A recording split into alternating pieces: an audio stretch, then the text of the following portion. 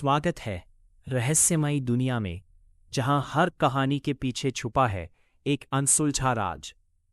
यहां मिलेंगे आपको डरावने रहस्य, अजीब घटनाएं और वो सच जिसे जानकर आपकी रूह कांप उठेगी।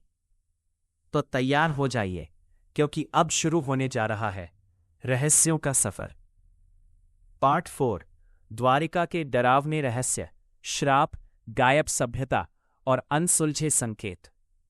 क्या आपने कभी सोचा है कि एक पूरी नगरी जो सोने की थी, जो देवताओं द्वारा बनाई गई थी, वो अचानक समुद्र में गायब कैसे हो गई? और सबसे डरावनी बात, कुछ लोग कहते हैं कि आज भी समुद्र के नीचे द्वारका के पास अजीब घटनाएं होती हैं, जहां गोताखोर जाते हैं लेकिन सब वापस नहीं आते।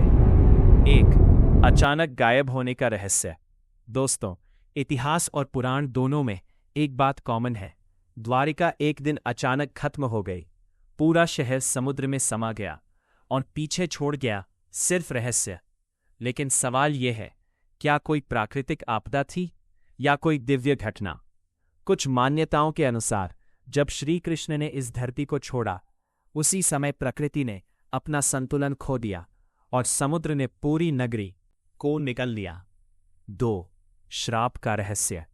महाभारत के बाद यादव वंश के विनाश की कहानी सबसे दर्दनाक मानी जाती है। एक श्राप के कारण पूरा वंश खत्म हो गया और द्वारिका धीरे धीरे कमजोर होने लगी।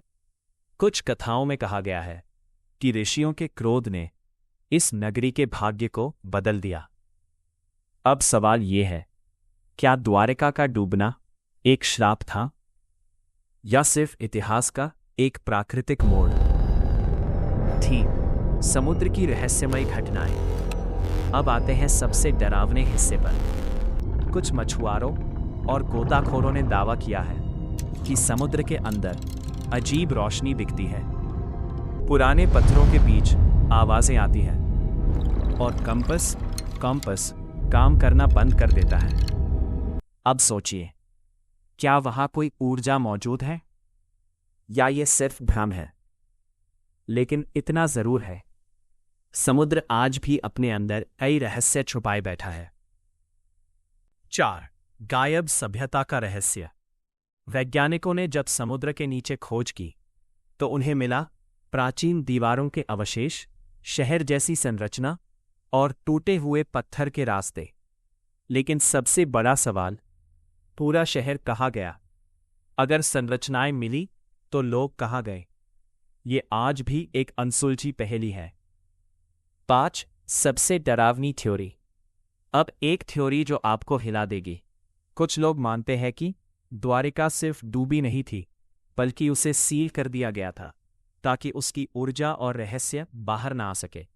और कहा जाता है कि समुद्र के नीचे आज भी एक सीमा है जहां इंसान आगे नहीं जा सकता। सच या कल्पना, ये कोई नहीं जानता। 6. आध्यात्मिक संदेश। लेकिन इस कहानी का एक गहरा अर्थ भी है। श्री कृष्ण हमें यह सिखाते हैं कि सब कुछ अस्थायी है। शक्ति, शहर और साम्राज्य भी खत्म हो जाते हैं, लेकिन धर्म और सत्य हमेशा रहते हैं। शायद द्वारिका की कहानी हमें यही संदेश देती है। अब सोचिए, अगर कल कोई सबमर्सिबल जाए और समुद्र के नीचे जाकर साबित कर दे कि द्वारिका पूरी तरह मौजूद है, वहां अब भी संरचनाएं इंटैक्ट है और कोई अनजाना रहस्य सक्रिय है, तो क्या होगा? क्या इतिहास बदल जाएगा? तो दोस्तों, क्या आप मानते हैं कि द्वारिका एक रहस्य है या सब कुछ सिर्फ एक पौराणिक कहानी है? कमेंट में लिखिए, सच या कल्पना। और अगर आप चाहते हैं पार्ट 5 फाइनल एपिसोड, जहां हम बताएंगे द्वारिका का अंतिम सच और सबसे बड़ा खुलासा, तो इस वीडियो को ऑलरेडी लाइक, शेयर और सब्सक्राइब जरूर करें।